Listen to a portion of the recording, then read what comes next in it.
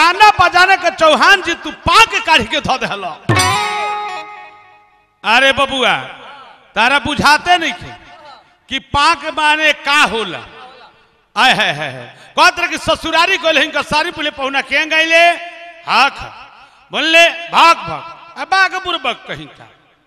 अब बुझाता संस्कृत में तोहरो के बताओ पड़ी का हमरा ससुरारी के बात कही तो तनी लोई में कही तो तल्लादार जनती, लोई में कही तो तल्लादार जनती, समझा के कहतो तो होशियार जनती। आए है तनी बढ़िया से बतिए तो ये सुदर्शन तार के दिलदार जनती। देखो यही के ससुरारी ले बात कहतनी। आए है कि गाना बजाना गाओ बजाओ सारिन मेहरारू ससुरार के बात मत बतियाव जी। आहे टिकुली हो टिकुली गा के सोनो टिक में चौहनवा के मत भरमाव जी। न तो मन बिगड़ंतम तो संस्कृत कहंतम तहरा मन में दुख लगंतम। आ हम एगो गाना जमन सुनंतम तनी एकरा बारे में सोच समझ के फिर रो सुनंतम। आय है यह गाना सीखे बड़े सूरज में आग होती है जमीन को जलनी पड़ती। यह गाना ही कर सुपर बा कि कहाँ जा कमर बुठाही के करा पर कर बुखाही नारे नाना नारे नारे नाना रे। अरे गाना बजाना के चुरैले सन बसवाड़ी हो खेती। अरे गाना गाओ हमार बाबू सोनो टेक हो। हाँ तो ऐसा गाना गाओ कि हर गांव में लोग सुने वाला हो। एगो बात जानते कि ना बसा भैया आए है सुदर्शन बाबू बहुत होशियार हूँ। इनको गांव में झगड़ा वगड़ा होला तो बेचारू पंचायती फरिया लोग कहले तनी ब्यासवा को बुला लिया जी वो पंचायती फरियावे ले इनका कहने की कहत लेकिन ऐसा ने लोग पंचायती फरियावते फरियावते आ ऐसा काम कैले कि जाओ ना के देख के हमरा लिखे के पड़ गई। तन ध्यान दे सुदर्शन बाबू तो गांव भर के पंचायती करेलो गांव भर के पंचायती करेलो लोग पूछे महान जी। अरे रे रे ई का करेलो अरे रे रे ई का करेलो तू ही बड़ो बेईमान जी। अरे रे रे ई का करेलो तू ही बड़ो बेईमान जी। देखिए गाना पर ध्यान दो सुदर्शन बाबू ई सामाजिक गाना हो।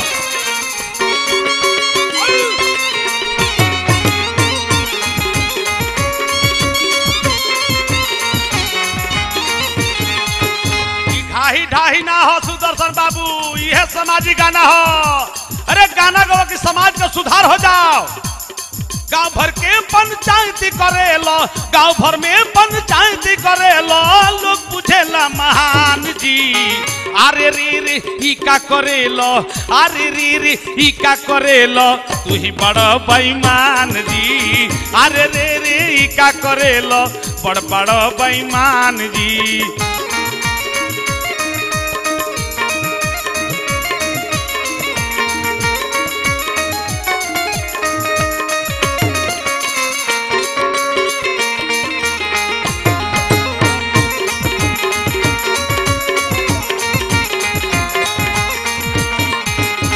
बाबू सुदर्शन जी तनी गाना पर हमारा ध्यान दो। ललकी पियर की गाने के जुगाइए गई बा काहे कि बापवा कतनो गरियावता तब बेटवा चोरा के ललकी पियर के गाना बजावता। लेकिन है गाना सुधार करी समाज के। एक जना बेईमानी करते वो भाव में लिखनी हम एक केतन के जन्मल भाई दुश्मन ऐसा जाने लो।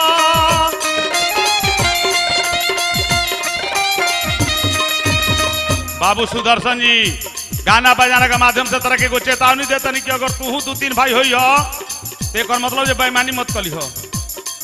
एक केतन के जन्मल भाई दुश्मन ऐसा जाने लो।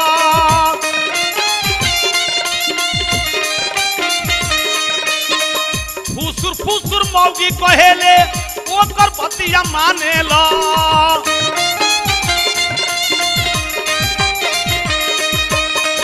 एक केतन के जन्मल भाई दुश्मन ऐसा जाने लो। फुसुर फुसुर मौगी कहले ओकर बतिया माने लो। हाय राम सुदर्शन बाबू भाई भाई के धनवा लूटा तारो, भाई के धनवा लूटा तारो, बन के तू शैतान जी। अरे रे रे ई का करेलो, अरे रे रे ई का करेलो, बड़ बड़ बेईमान जी। अरे रे रे ई का करेलो, बड़ बड़ बेईमान, बड़ बेईमान। यह सामाजिक गाना है सुदर्शन बाबू।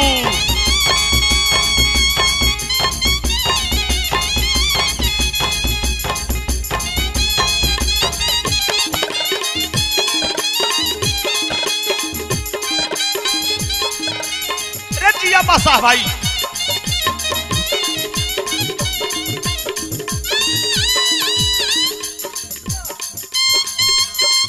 है देखा है देखा।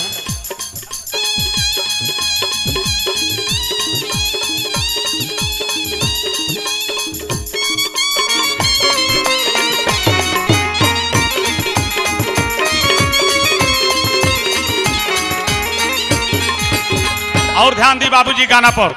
एक नाम सुदर्शन बाबू, तू तो जानते ही बड़ो कि तपेश्वर चौहान तारा के संस्कृत में नहीं सिखाओ के चाहते से कि पहले वाले मुल्का सोनोटे कंपनी में भइल बा, अभी तरह के परकावा तनी ई मत बुझे कि डराता अपना दाव पर चढ़ावो तनी। समाज के गीत गावो, कैसन बेईमान लोग हो जाता ओकरा बारे में सुनो का। तू रहल घरे भाई रहे परदेश हो,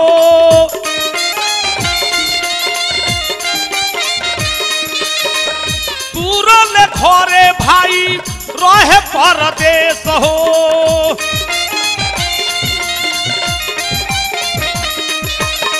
तू काजल केतना ले ऊ कटले कवलेश हो।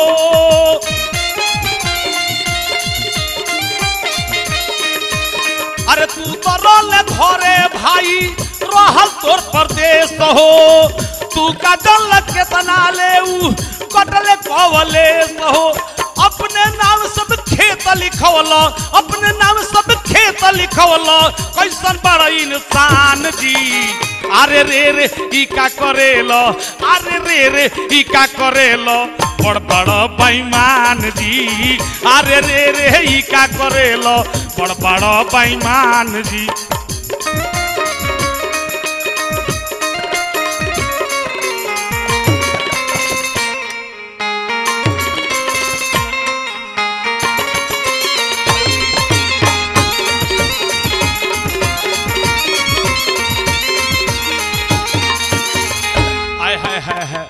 काकर बराई राई, अरे पाई पाई जोड़ के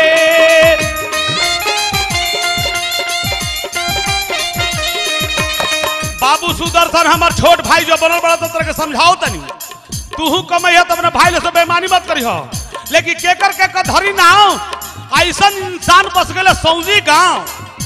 केकर धरी ना ऐसा इंसान कहाँ निकल कौना गांव। काकर बराई राई पाई पाई जोर के,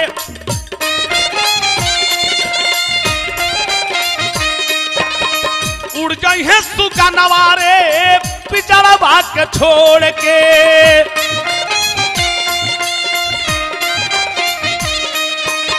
अरे काकर बराई राई पाई पाई जोर के, उड़ जाई है सुगा नवारे पिचड़वा के छोड़ के।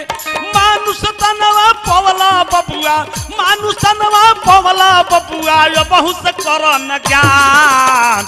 अरे रे रे ई का करेलो, अरे रे रे ई का करेलो, बड़ बड़ बेईमान। अरे रे रे ई का करेलो, बड़ बड़ बेईमान।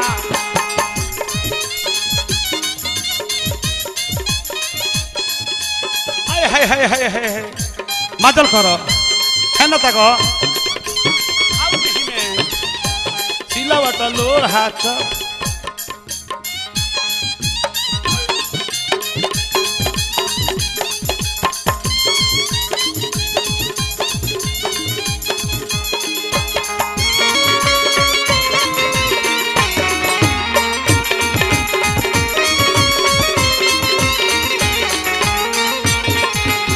बाबू सुदर्शन जी, बाबू सुदर्शन जी एगो मुखड़ा तीन गो अंतरा होला गाना के। लेकिन कानून के हिला के 4 अंतर के गाना बनाओ तरी काहे के दी और औरा के ज्ञान दे और वह ज्ञानी बनी लेकिन ज्ञानी होते हुए अनजानी बनी। देखी का कहत जाना भाई कर छोड़तनी उहे एक दिन मुदई भैयावा कान पर उठाई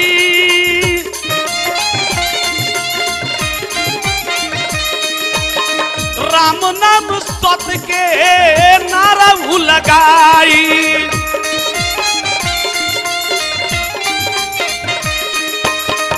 उहे मुदई भाई एक दिन कान पर उठाई राम नाम सत्य के नारा जब लगाई उहे भाई मुंह में आगी दी है उहे भाई मुंह में आगी दी है सुत जाइब शमशान। अरे रे रे ई का करेलो अरे रे रे ई का करेलो बड़ बड़ बेईमान अरे रे रे ई का करेलो बड़ बड़ बेईमान। का भर के पंचायत करेलो का भर के पंचायत करेलो तू तो बोला महान भाई हो तू हमार भाई हो तू हमार भाई हो तू हमार भाई हुआ। अरे रे रे ये क्या करेलो 200 कट्ठा मेरे दे दो अरे रे रे ये क्या करेलो भैया बड़ बेईमान अरे रे रे